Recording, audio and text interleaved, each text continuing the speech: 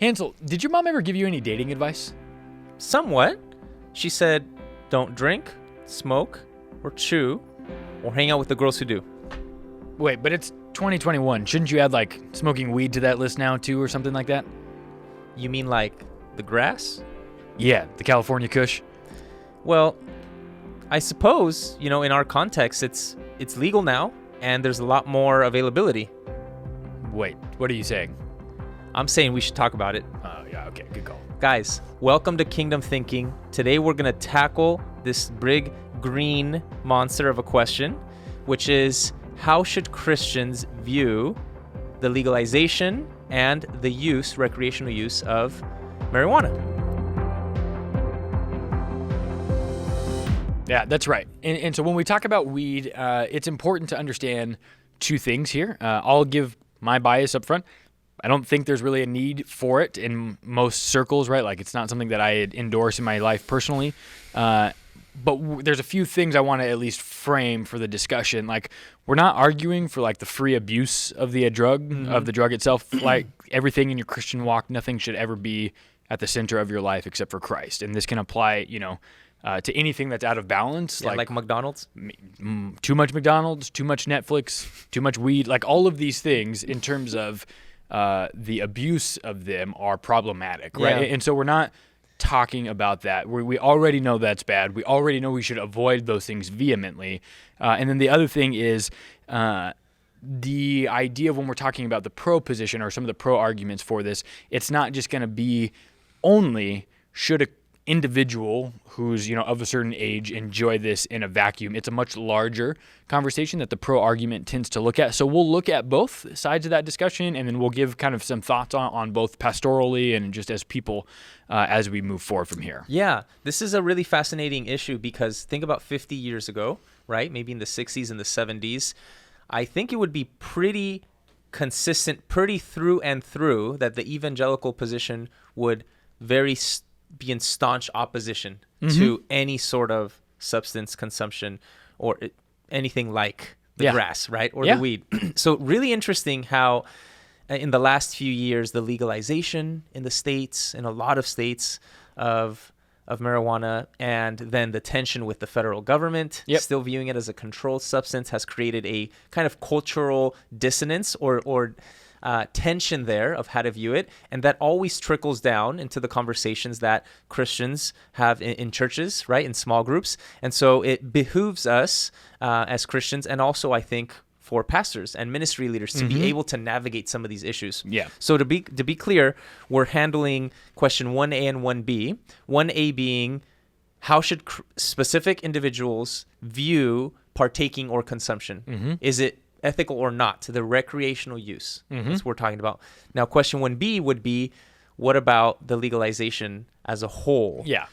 What should the Christian stance be? What side effects or benefits, perhaps economics, etc., would come from that? Sure. All right. Sure. So let's jump in. All right, so we're going to examine some of the pro arguments, right, that we've seen from this now. And again, I think it's important that we start here with the understanding that if there is going to be any pro argument made for it, for me, I think it's best to start the idea of saying that it ought to be illegal until one is 25 there, or it shouldn't be used until one is 25. You said 25? Yeah, so I say that term specifically, or that number specifically, because the studies of science have shown that it can have negative impacts on developing brains, right? And so we know that your prefrontal cortex, the part of your brain that is responsible for making good decisions, correct, right? Judgment.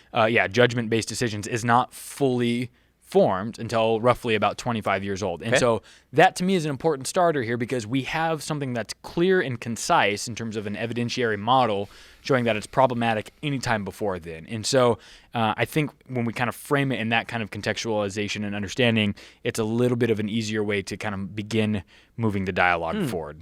Okay. And so, and then when we begin to examine even like the medical benefits of marijuana for people who have like chronic pain disorders, I think the assessment here is kind of obvious. Christians are called to have compassion on people in a plant that is regulated well and not abused by a patient. If somebody's going through some type of terminal cancer or has some type of autoimmune disease, for which they have, a lot of pain, like a fibromyalgia kind of situation, and the SSIDs that, have tough side effects that come with, fibromyalgia, like depression and anxiety and stuff like that, that have worse side effects than the actual things themselves. weed can be a real answer to that kind of conversation. And so there's value in at least having the discussion about its legitimacy as a legitimate pharmaceutical option or alternative to like opiates or painkillers or other SSID inhibitors and things like that. From a biblical perspective, specifically on this one, right? Christian morality shows us that followers are to take an active role in caring for the sick. And in Jesus' conversation in Matthew 25, one of the criteria that he talks about for entrance into the kingdom of heaven is like, what kind of compassion did you have on people who were sick? And so if there is something like weed that can fit into the conversation of like bringing legitimate pain relief and healing, then maybe that can fit into that that part of the that dialogue there. Interesting. What do you think? So does that stand over and against recreational use for you? I don't know. I think if somebody's making a pro argument for the side, I think it's probably two parallel conversations that are happening at the same time, right? Because I know anxiety is a disorder that is becoming far too common in the United States, right? With people who are in the millennial range, like kind of where we sit.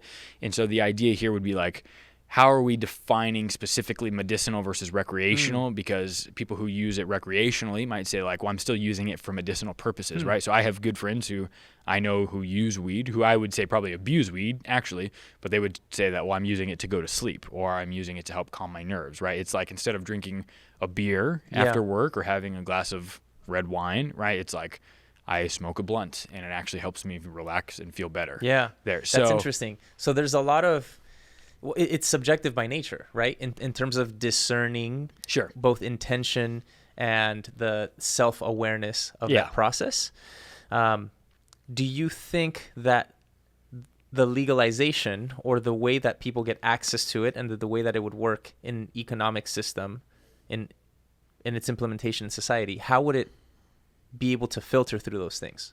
Yeah, so I think it's interesting. Kind of the economic conversation is pretty important because I think it speaks to the larger discussion in general. The idea of abuse of something because it becomes legalized is certainly a thing that has to be watched, watched for and watched closely. But we see Paul even encouraging Timothy, right, about the idea of using a potentially abusable substance that's to an help interesting quell, verse, right? The pain in his stomach.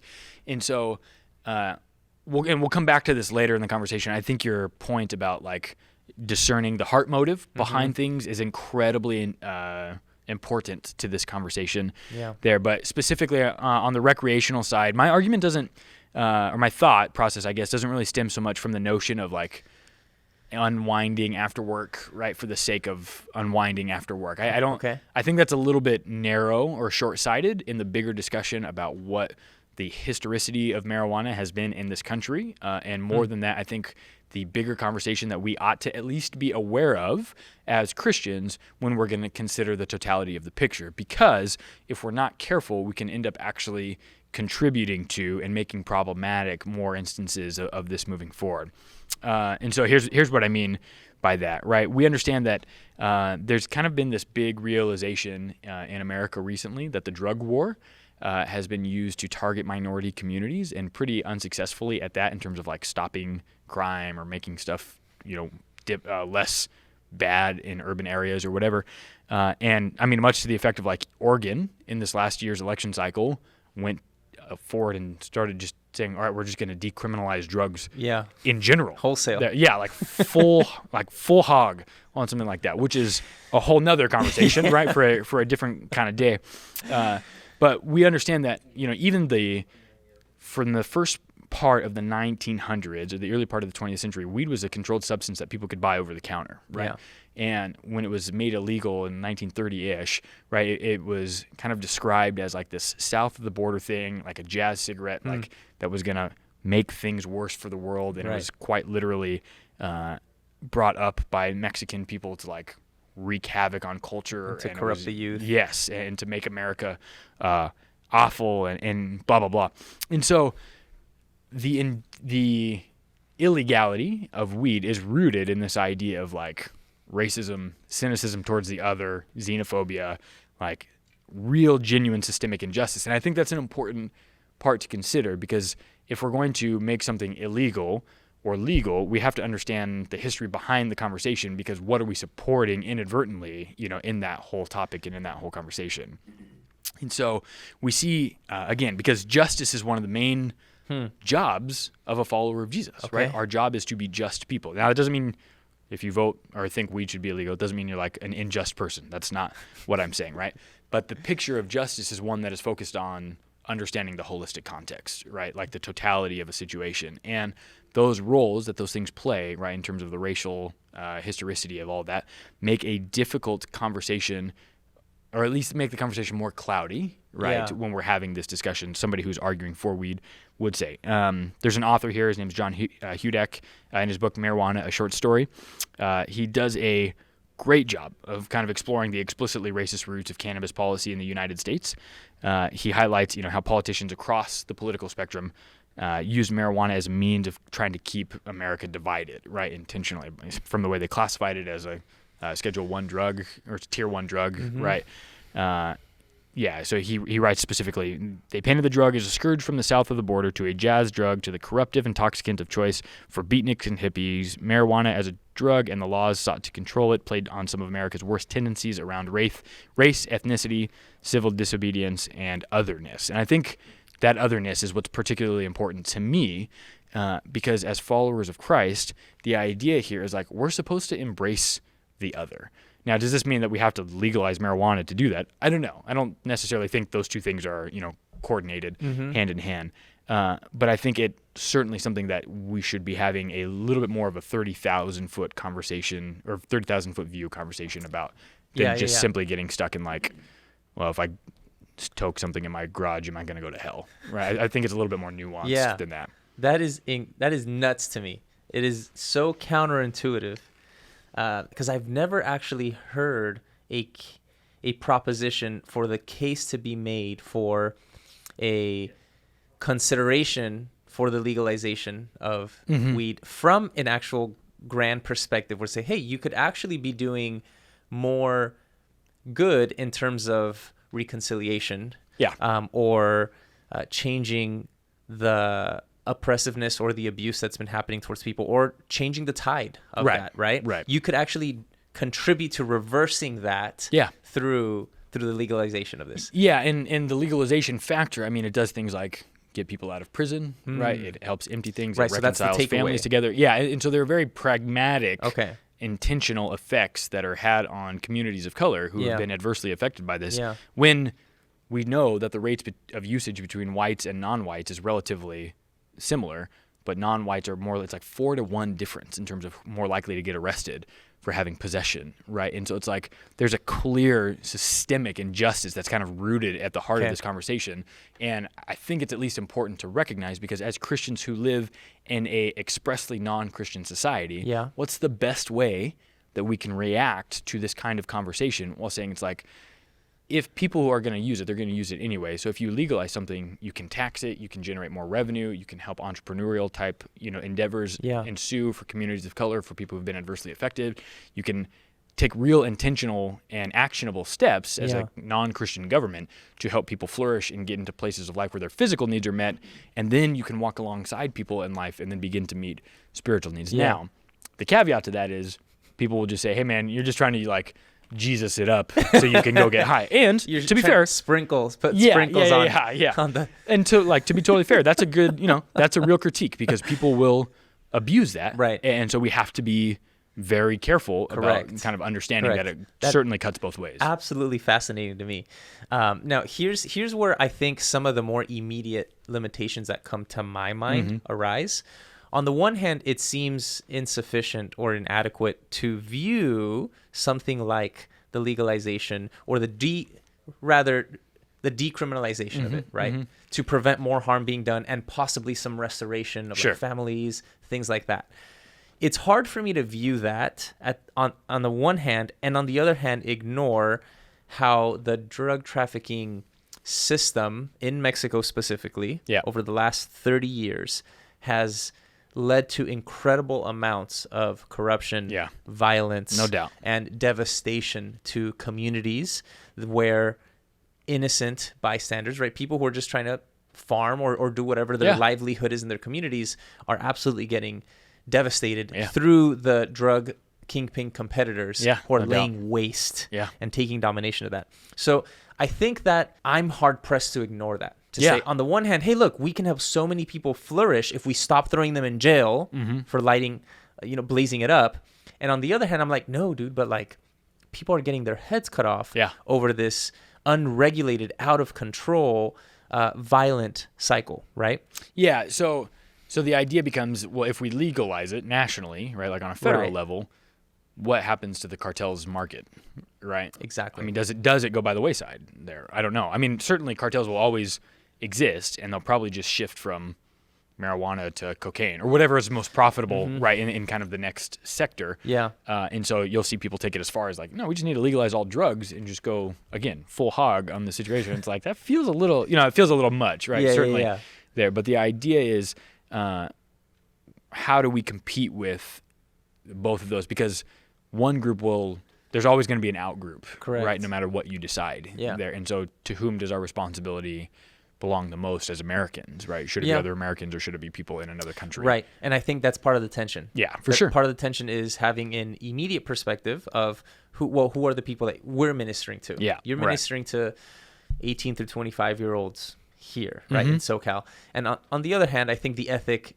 needs to hold its water to be able to have consistency and a way of helping global flourishing as well. So there is tension there, admittedly. Now, so here's interesting. The second, I think, limitation that would come to me is how would you do this ministerially, like pastorally, right? You're like, hey, guys, it's legal. It's all good. Just make sure you don't pick up that blunt till you're 25. Right. And this, for me, is where I probably come down as my ultimate answer, right? And this is why I don't think I can get behind the consumption of weed personally, right? And this is why I think we shouldn't take like an affirmative stance to just open usage of it, because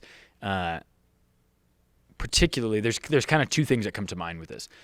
I lean very heavily on the writings of Paul for my thinking here. So Paul talks about the idea of the weaker brother, right, in Romans 14, there, that if we do anything, we shouldn't do anything that causes our brother and sister to stumble. So I know for me, if people found out that as a pastor I smoked weed, it would decimate any credibility I had with a multiplicity of generations, right? It might make some of my 15-year-old students think I'm way cooler, for sure, but it'll wreck whatever credibility I have with their mom and dad, right? And so for me, it's important to keep that bigger picture in mind. Paul talks about a couple of things here, like because it's permissible doesn't mean it's beneficial, right? And so for me, the ultimate question of this ministerially is like, legality is actually pretty secondary in its nature compared to what I think Christ commands of me, which is like to be willing to give up all of my individual freedoms for the sake of the gospel. Things that I might be entitled to do. So legally, I am entitled to smoke weed, right? I'm a 30-year-old man. Like, it's legal here in California.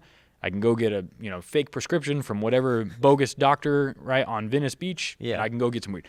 But I think that's one of the least effective ways to live out a Christian witness, right? And that's why I don't. And so, legality is secondarily imported into the conversation because of what I think Christ calls and commands of me. Good. So that's a fascinating curiosity then that we have here in this conversation. On the two sides, you have on the one hand the possibility of a Christian stance that would be okay or permissive in some ways of the decriminalization for the betterment of society, and on the other hand saying, but the legality of it actually isn't even the point. Right. And I think that's an important juxtaposition to make, because again, like we were saying earlier, it is largely heart driven in the conversation, right? Like, I know people that smoke it that need it, right? That it's like genuinely keeping them alive and out of the hospital. And that's great. They don't abuse it. It is what it is for them. But for me, dude, could never and will never participate in that kind of world, because it's like, I don't want one thing I do to mess up any potential chance at having a witness or having a conversation that could help people say yes to Jesus, right? Because it's like, that would get you written off from so many people so quickly. It wouldn't be worth it. But as a pastor, nobody expects me to smoke weed, right? So when, like, if I'm hanging out with somebody, they're like, hey, you want to, like, hit my vape pen? It's like, no, I'm good.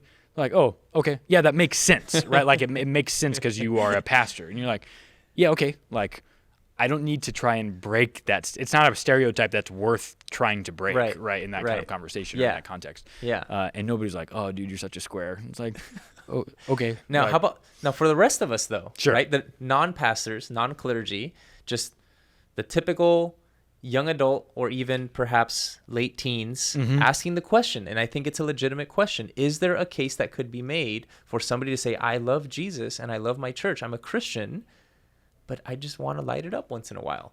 I read this interesting article earlier by Kevin Van Hooser. He's a systematic theologian at Trinity Seminary in Deerfield, Illinois. He made a very interesting and compelling point, I think, when he says that from the practical question for regular Christians, it seems better to view this less from the ethical perspective of, is this right or is this wrong? Because, surprise, surprise, the Bible does not reference marijuana at all. Right. There's a couple references to gardens and grass, right? But I think that'd be a bit of a stretch, exegetically. So, given the biblical scope of ethics there, he says it would be more beneficial to view it less from an absolute right or wrong perspective and more, is this wise or is this foolish? Yeah. And so he makes this case. He says, although the Bible is silent on the topic of marijuana, it is not silent on the topic of wisdom and intoxication. Mm-hmm. Having said that, he suggests that there's a few questions you can ask. On the one hand, there's the legality of it, which we largely already covered, right? And that tension of, under the federal government, it's still a controlled substance. However, many states are making a distinction between medicinal and recreational uses. So specifically on the topic of recreational use, not for medicinal, he asks, say you can do it, what would be the social costs? What would this lead to? What could be the possible side effects leading towards dependence, addiction, mental health? Medically, what would be some of the mental psychiatric side effects of this, particularly, like you said, for undeveloped brains? Yeah, in youth specifically. Yeah, it's incredible how consistent that is. Yeah. And could lead to psychosis sometimes as well. So consider that. And then I think where he really hones in is the theological perspective. Yeah. And he's going to say two things. On the one hand, he's going to say, the Bible speaks against being mastered or dominated by any one thing, right? So in 1 Corinthians 6:12, Paul is quoting this Corinthian slogan and says, hey, I can do many things, but not everything is going to build up or edify or strengthen. And then he kind of tweaks it a little bit and he says, well, I can do many things. Many things are permissible, but I will not be dominated or mastered by any of those things. And I think that's a significant theological consideration, being that the idea here isn't simply sobriety is good. Right, precisely. It's not simply about abstinence the physical. for abstinence sake. Exactly. Rather, it's something like sobriety for a view, an ethic or a theology of what it means to be a whole person. Yeah. That mind and body no longer belong to you if you are a believer. Yeah. As somebody who is reborn, who is made new, that the indwelling of the Spirit that unites you to Christ means I'm not my own. Yeah. And so rather than this dichotomy of separating, what would it be like to take a hit, to be high, to be away? What would it be like to be alert? Yeah. And he cites that command in Mark, where Jesus talks in Mark 13 to his disciples, like, be alert, the times that are coming, the urgency of the gospel, the urgency of the mission of the church. Peter is going to talk in I think it's 1 Peter chapter 5, be sober, be alert, be vigilant. And so the case that he's making through this is, hey, in contrast to something like a glass of wine, the intention of taking a hit is specifically to inhibit the senses. Yeah, for some level of disassociation. Right, exactly. And so I think that's really winsome and that's really compelling in terms of pastoral wisdom that I think would be important for our viewers and for ourselves as we continue to talk about this topic, that anything that would even be leisurely or recreational that leads to, I like the word you use, dissociation, or somehow a forfeiting of myself, an experience that's away from, seems to be not only counterintuitive, but it seems to be rather against the grain of what the call of believers is, to be alert, to be urgent, to heed the urgency of the mission. And this becomes kind of one of the pushbacks against evangelicalism as a whole. It is so hyper individualized, right, in the way that it approaches salvation, church, relationships with God. And that's good for a great many things. But in this, it's like you're still part of the Christian collective. Correct. Here. And it's like anything that we do that can potentially hamper, right, like the message of Christ getting out is something that we need to consider seriously if it's worth doing. Yeah. And for me, 10 times out of 10, the answer will always be no, right? And I think it's an ethic that's worth living by. Because if largely, right, when people, and again, we're assuming best of faith for everybody in this conversation. It's like, if you just want to relax, and that's what weed's for, dude, do some yoga, there, stretch, go. I mean, there are plenty of healthy ways to relax that are not socially problematic for your faith, your Christian witness, and that are awesome still. So, so that's for me why I think it's hard for me to get behind. I think so. I think that ultimately the underlying principle is just because you can doesn't mean you should. Yes. In this particular case, being able to and partaking seems that it comes at a very high cost. Yeah. Both socially, medically, mentally, and also, I think theologically, a cost to the mission and the urgency of the call of the believer to the collective whole. Which is supposed to be high, by the way. No pun intended, right? Yeah. Like the call of being a believer is a high cost. That's right. And that's right. So I do think that's a significant distinction as we wrap up here with something like alcohol. Sure. Right? Where the point of alcohol as a substance that, and the conversation has been changing about that with Christian circles more, right? About, hey, in moderation, with responsibility, it's all good, right? No judgment. Right, but the point of alcohol isn't necessarily to get drunk all the time or to inhibit your senses, right? It can be an accompaniment to food or something like that. It seems harder to make that distinction with weed, where the whole point is to be out of the senses if you did it correctly. Yeah. Right? So I do think that's worth mentioning. But what do you guys think? Is that a fair treatment of the topic? Just because you can do something doesn't mean you should. How are these topics treated at your church? Leave us a comment. What did we miss? We'll see you guys next time on Kingdom Thinking.